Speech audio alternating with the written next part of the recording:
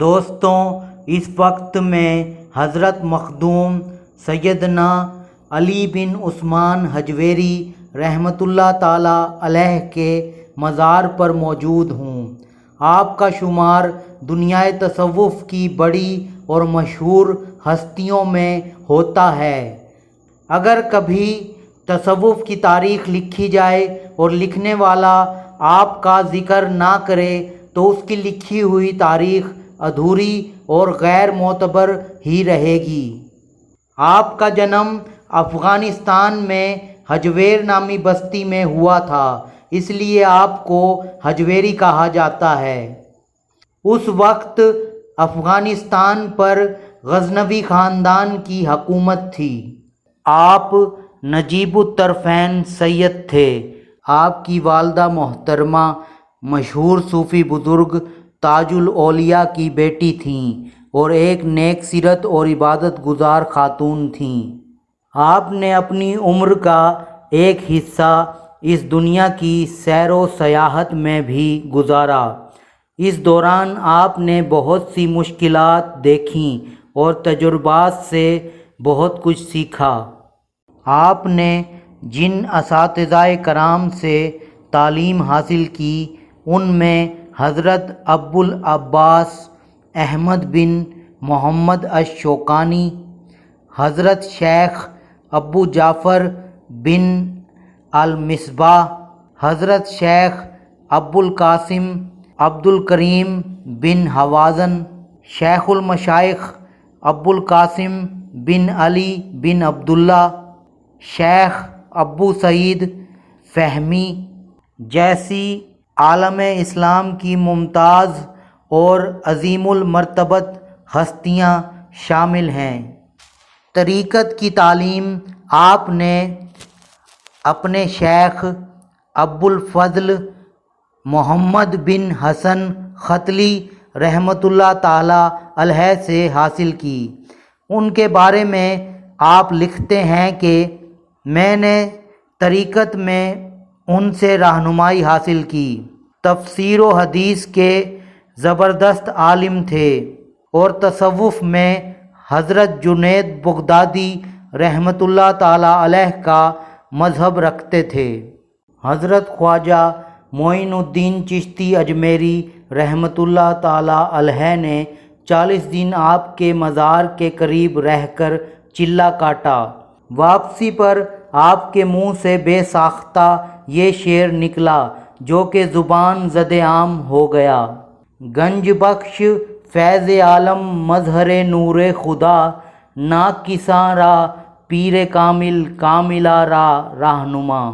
شادی کے بارے میں آپ کا کہنا ہے کہ جو انسان معاشرے میں رہنا چاہتا ہے اس کو چاہیے کہ شادی کرے، کیونکہ اگر وہ بغیر نکاح کے رہنا چاہے گا تو اندیشہ ہے کہ زنا کاری میں مشغول نہ ہو جائے۔ لیکن اگر کوئی انسان معاشرے سے الگ تھلگ رہتا ہے اور اپنا وقت عبادت و ریاضت میں گزارتا ہے تو اس کو پھر شادی نہیں کرنی چاہیے۔ یوں تو آپ نے بہت سی کتابیں لکھیں، مگر کشف المحجوب ایک ایسی کتاب ہے جس کو بہت زیادہ شہرت حاصل ہوئی، یہاں تک کہ لوگوں نے کہا کہ جس کا کوئی مرشد نہ ہو اس کو کشف المحجوب کا مطالعہ ضرور کرنا چاہیے۔ اس کتاب میں آپ نے تصوف سے متعلق اپنے تجربات کا نچوڑ بیان کیا ہے۔ آپ فرماتے ہیں کہ انسان کا ظاہر اور باطن ایک جیسا ہونا چاہیے۔ طریقت شریعت کے بغیر ادھوری ہے۔ انسان کے لیے ضروری ہے کہ وہ طریقت کے ساتھ ساتھ شریعت کا بھی علم حاصل کرے۔ آپ نے علم حقیقت کے 3 ارکان بتائے ہیں: اللہ تعالیٰ کی ذات کا علم، اس کی صفات کا علم، اس کی حکمت اور افعال کا علم۔ آپ کے مطابق علم شریعت کے 3 ارکان ہیں: قرآن، سنت اور اجماع امت۔ آپ کا فرمان ہے کہ اللہ کے سوا کسی کے سامنے ہاتھ نہیں پھیلانا چاہیے۔ آپ لاہور شہر میں کیوں اور کیسے آئے، اس حوالے سے عوام الناس میں ایک روایت بہت مشہور ہے۔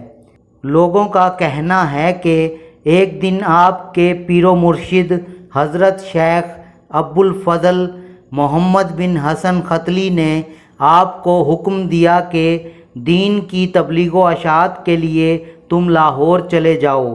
آپ نے عرض کی کہ پیر و مرشد وہاں تو حضرت میراں حسین زنجانی پہلے سے موجود ہیں۔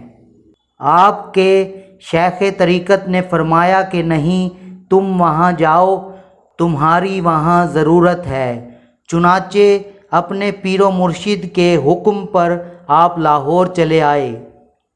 جب آپ لاہور آئے تو رات کا وقت تھا۔ صبح کو آپ نے دیکھا کہ لوگ ایک جنازہ لے کر جا رہے ہیں۔ آپ نے لوگوں سے پوچھا کہ یہ کس کا جنازہ ہے؟ انہوں نے کہا کہ حضرت حسین زنجانی رحمۃ اللہ تعالی علیہ کا۔ واللہ علم۔ جس جگہ آپ کا مزار مبارک موجود ہے وہاں پر آپ نے ایک مسجد بنائی اور اپنے شیخ طریقت کے ارشاد کے مطابق دین اسلام کی تبلیغ شروع کر دی۔ گجر برادری ہر سال آپ کے عرس کے موقع پر 3 دن دودھ کی سبیل لگاتی ہے، اور اس حوالے سے ایک روایت عام طور پر لوگوں میں کافی مشہور ہے۔ وہ یہ ہے، جن دنوں آپ لاہور تشریف لائے ان دنوں میں اہل لاہور کا یہ دستور تھا کہ وہ اپنا ایک وقت کا دودھ شہر کوتوال رائے راجو کو دیا کرتے تھے۔ ایک دن آپ نے دیکھا کہ ایک بوڑھی عورت دودھ کا برتن لیے جا رہی ہے۔ آپ نے اس سے پوچھا کہ یہ دودھ کس کے لیے لے کر جا رہی ہو؟ اس نے آپ کو بتایا کہ ہم اہل لاہور کے یہاں چلن ہے کہ ہم ایک وقت کا دودھ رائے راجو شہر کوتوال کو دیتے ہیں۔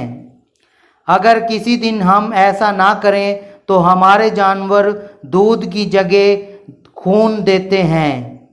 آپ نے اس بوڑھی خاتون سے کہا کہ تم یہ دودھ مجھے دے جاؤ، اللہ نے چاہا تو تمہارے جانور خون نہیں بلکہ دودھ ہی دیں گے۔ بوڑھی عورت آپ کی شخصیت اور باتوں سے بہت متاثر ہوئی اور دودھ آپ کے حوالے کر کے چلی گئیں۔ دوستو، آپ کو اس دودھ کی ہرگز ضرورت نہیں تھی، بلکہ آپ نے یہ سارا عمل شہر کوتوال رائے راجو کو سبق سکھانے کے لیے کیا تھا، کیونکہ وہ غریب لوگوں کا خون چوستا تھا۔ بوڑھی عورت نے جب گھر جا کر دودھ دوہنا شروع کیا تو خون کی بجائے اس کے جانور دودھ ہی دے رہے تھے۔ بوڑھی عورت نے یہ سارا واقعہ دوسرے لوگوں کو بھی بتایا، چنانچہ لوگوں نے شہر کوتوال رائے راجو کو دودھ دینا بند کر دیا۔ یہ ساری صورتحال دیکھ کر شہر کوتوال رائے راجو بہت پریشان ہو گیا۔ اس نے کالے جادو کی شعبدہ بازی سے آپ کو ڈرا دھمکا کر بھگانے کی بہت کوشش کی، مگر آپ ڈٹے رہے۔ آخر کار رائے راجو شہر کوتوال توبہ طائب ہوا اور مسلمان ہو گیا۔ واللہ علم۔ آپ نے رائے راجو کو شیخ ہندی کا نام دیا اور اس کو اپنی خلافت بھی دی تھی۔ حضرت سیدنا مخدوم علی بن عثمان حجویری رحمۃ اللہ تعالی علیہ فرماتے ہیں کہ 10 چیزیں 10 چیزوں کو کھا جاتی ہیں: توبہ گناہ کو، جھوٹ رزق کو، غیبت علم کو، غم عمر کو، صدقہ بلا کو، غصہ عقل کو، پشیمانی سخاوت کو، تکبر علم کو، نیکی بدی کو اور عدل ظلم کو۔ اپنے گناہوں کے لیے رات دن استغفار کرو، کمزوروں پر رحم کرو اور لقمہ حرام نہ کھاؤ۔ دنیا میں ایسے کام کرو جس سے لوگوں کو فائدہ حاصل ہو، کسی کا دل نہ توڑو۔ آپ فرماتے ہیں کہ دنیا کی مثال ایسے ہے جیسے کہ ایک کشتی۔ ہمیں غوطہ خور بننا چاہیے، ایسا نہیں بننا چاہیے کہ ہم دنیا میں ڈوب جائیں۔ صحت کو اچھا رکھنے کے لیے کھانا پینا ضرور چاہیے، لیکن حد سے زیادہ کھانا اور پینا بھی صحت کے لیے نقصان دہ ہے۔ اللہ کے سامنے اس کے خوف سے نکلے ہوئے آنسو روح کی کدورت کو دھو دیتے ہیں۔ تصوف کے حصول کے لیے علم کا چشمہ ضروری ہے تاکہ اس کے پانی سے تصوف کی جڑیں مضبوط اور شاخ میوہ دار ہو۔ آپ فرماتے ہیں کہ کچھ چیزیں ایسی ہیں جن پر اگر ہم عمل کریں تو خدا کی معرفت حاصل ہوتی ہے۔ وہ چیزیں یہ ہیں: جب نماز ادا کرو تو دل کو قابو میں رکھو، نماز کو باجماعت ادا کرو، کسی کے گھر جاؤ تو آنکھ محفوظ رکھو، مخلوق کے پاس آؤ تو زبان کی نگرانی کرو، اللہ رب العزت کو کسی بھی حالت میں فراموش نہ کرو، موت کو کبھی نہ بھولو، کسی کے بھلے کے لیے اگر کوئی کام کرو تو اسے بھول جاؤ، اگر کوئی تمہارے ساتھ برا سلوک کرے تو اسے بھی بھول جاؤ اور معاف کر دو۔ صوفی وہ ہے جس کے ایک ہاتھ میں قرآن مجید اور دوسرے ہاتھ میں سنت رسول صلی اللہ علیہ وسلم ہو۔ اگر کسی مزار یا قبرستان کے قریب سے تمہارا گزر ہو تو فوت شدگان کے حق میں دعائے مغفرت کرو۔ صوفی وہ ہے جس کی گفتار اور کردار میں فرق نہ ہو۔ اگر کسی دوست کا راز تمہیں پتہ چل جائے تو اس کو کسی اور کے سامنے بیان نہ کرو۔ دوستوں، اگر آپ نے ابھی تک میرے اس چینل کو سبسکرائب نہیں کیا تو میرے چینل کو سبسکرائب کر لیں اور گھنٹی کے بٹن کو لازمی دبا دیں تاکہ میں جب کبھی اپنے چینل پر کوئی نئی ویڈیو اپلوڈ کروں تو اس کا نوٹیفیکیشن آپ کو مل جائے۔ اور اگر آپ کو میری یہ ویڈیو اچھی لگی ہو تو میری ویڈیو کو لائک اور شیئر کر دیں۔ شکریہ۔